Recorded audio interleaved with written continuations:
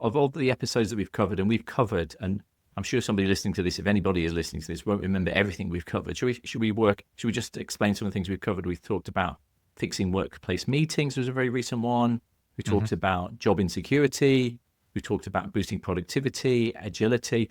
Are there any of the topics for you that have been the most interesting or the most sort of thought-provoking from your perspective that we've talked about? You've learned the most or changed your thoughts on, or Yeah, I think there's definitely been a theme that have run through a lot of mm, them, which has been around like leadership style. We've also touched on AI a lot. That's come through a lot. yeah, Our most popular episode, just looking at the stats, has been the work-life balance one. yes, And that's probably no surprise in hindsight that that is going to have struck a chord with people I think because, so. as we know, many people are struggling. They don't feel they've got a work life balance. And I think things have probably got worse in recent years. Yes, This mindset of do more with less. And I think with the pressure of AI and the uncertainty around the future of work for many people, I think it's probably going to get worse.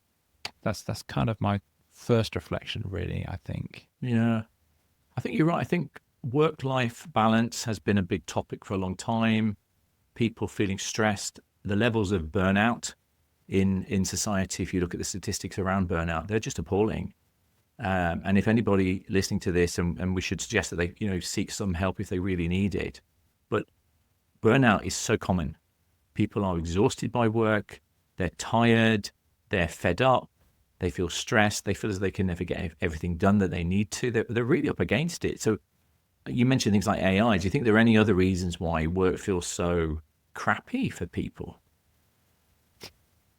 Well, we know that in a lot of organizations are cutting spending. Mm, There's certainly in the UK, there's uncertainty around, there's taxes, there's implications due to government change. It feels like, and certainly in the job market, from what I understand as well, there's not a lot of hiring going on compared to where it used to be. I think, as we touched on in the AI episode, I think a lot of companies are thinking, oh, I can just use AI to replace my mm, employees. So I can just throw money at that. And so I don't need to hire people.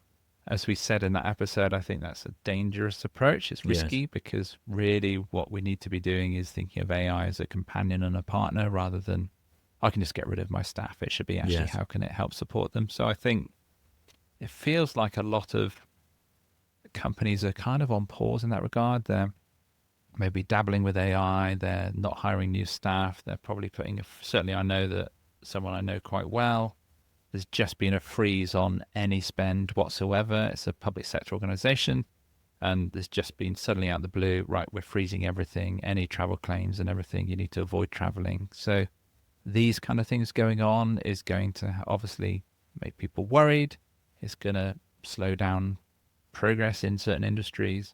I think it just feels like there's this kind of pause going on in some areas. I don't know if it's just a feeling I have. I don't have a lot of data to back that up. It's more No, anecdotal yeah, I feeling. think I think you're right. Certainly in the UK, there's a recruitment slowdown. Definitely, the number of jobs being advertised has declined, and there's all sorts of reasons for that, which this podcast is not about. But we need to remember them. Things like the post-COVID effect. There's the sort of pressure on prices, inflation. Oh gosh, all these different geopolitical factors. The war in Ukraine, the tensions in between China and Taiwan. There's all sorts of things going on in the wider world. And then you mix in things like, I don't know, political changes across Europe and the United States. You've got tariffs, Trump, and so on. It's a toxic mix, actually. It's a really toxic mix. But I think for me, there is definitely, and maybe just a British thing, maybe just something in the UK, work isn't fun for a lot of people. I Mm. don't think there's a general sense, and I know that certain individuals will enjoy their jobs, but there's this general malaise, it seems, this is what I'm picking up, of work is hard, work is a grind, work is challenging, I've got too much to do. Do you know, there's that sense of Mm. work isn't something people look forward to. Now, maybe they never did, but I Mm. think that's definitely got worse over the last maybe 20 odd years. Do you feel that? Do you Yeah. feel that sort of, that's what they call it, the vibe, don't they now? The general vibe. Would you agree with that, or am I being too pessimistic and too negative? Yeah, I think, it feels like it's always been like people weren't going to come in. I love my job. I'm so happy. I can't wait to go to work tomorrow. I don't know how. some people are very lucky to have that, I'm sure. But Yes. yeah, I do agree, though. I think that the work has changed, since COVID again, the switch to hybrid working, and that's created a new dynamic in terms of pressure on people, or maybe people self-imposing pressure that they're expected to do more hours because they're working from home. And we've talked again about the psychological impact of losing the commute. There's benefits, but there's also negatives in terms of that cognitive switch off from stepping away from your desk in your bedroom to the living room, bringing work home. Yes. It just feels like there's lots going on, and it all has this impact on work. Doesn't feel as good as it used to do for a lot of people. Yeah, I think that's probably the better way to describe it. It doesn't feel as good as it used to, for so many reasons. And like we've talked about, like boosting productivity, we've talked about effective meetings. I feel, and the research does stack this up in the UK, there's a lack of training and management education in the UK. Now, one of the things that you and I we're probably guilty of is always giving leaders and managers a hard time. And we've both been leaders and managers, so we both know that it's not easy always to be a leader or a manager, although I think it's the best job because you can delegate everything. You can delegate to people. But there is definitely a lack of management and leadership training. I think I read somewhere, this figure just blows my mind. We may have covered this in a previous episode. I think somewhere in the UK, 82% of leaders and managers have had zero, or little leadership and management training. 82%. And you get this, what we call the accidental manager phenomenon. Have you heard of this idea? I think we talked about this, where you might have been quite an effective salesperson. You might have been quite an effective coder. You might have been quite an effective customer service person at the front desk or something. And then because of time served, there's a job opportunity comes up and you apply for it. And now suddenly you are the manager. You're the leader of the team. Fantastic. And you may naturally know how to manage people. You may naturally know how to lead people. But often you don't. You know the technical aspects of the job. You know what it's like to do that job that you used to do at a lower level. But you've never been taught or shown how to motivate people, or how to run an effective meeting, or how to communicate with people, how to give feedback. You just dropped into it. Yeah, and then you've suddenly got 5 to 8 very unhappy people at work now. Yeah. Because the new boss hasn't got a clue how to be a leader. They might, they know the job. And this is where I think management can come in, is I think you've talked about in a previous episode, is that you've been that person in that role. So now you're the manager. This junior person comes to you and says, how do I do this? And you think, I know how to do that. I can do that in 5 minutes. Let me do it. Or you tell them rather than coach them what to do. So I think one of the many, many issues in the world of work is a lack of leadership and management education. And I suppose in a way, and this might be bigging us up, Scott, in a way, but I think that's what we're trying to do on this podcast is try and make short, highly practical, useful episodes that people might go, I didn't know that. That's my ambition for this podcast. Is that yours? I think it probably is.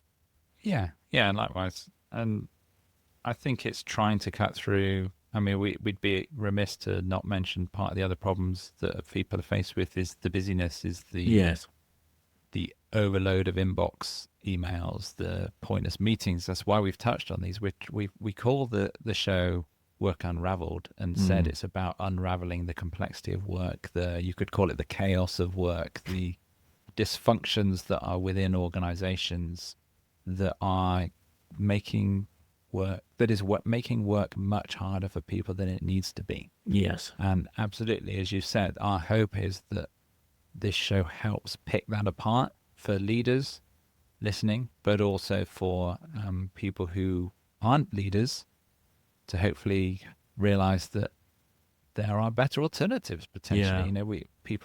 We need to say to people, you aren't stuck in your job just because you're not happy.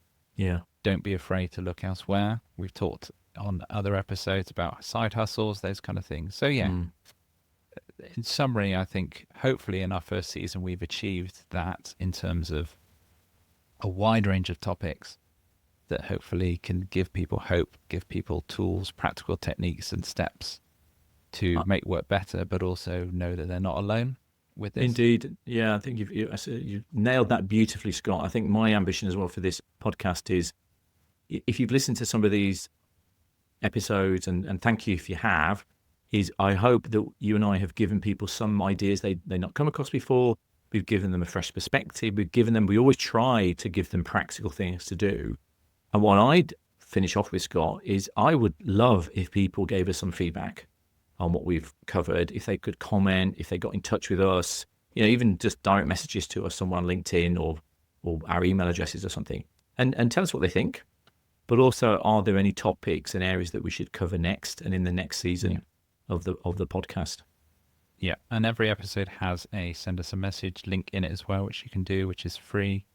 And yeah, we'd like to say thank you all for listening to season 1. This is not the end. We will be taking a brief pause before we return with season 2. But as Andrew said, definitely give us your feedback and any suggestions on topics you'd like us to cover.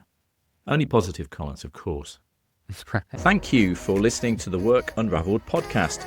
We hope you enjoyed this episode. Be sure to subscribe to the show so you don't miss the next one. If you'd like Andrew or me to help you or your business, whether it is for team productivity, leadership coaching, or communication skills, our website addresses are in the show notes. Thanks, and until the next time.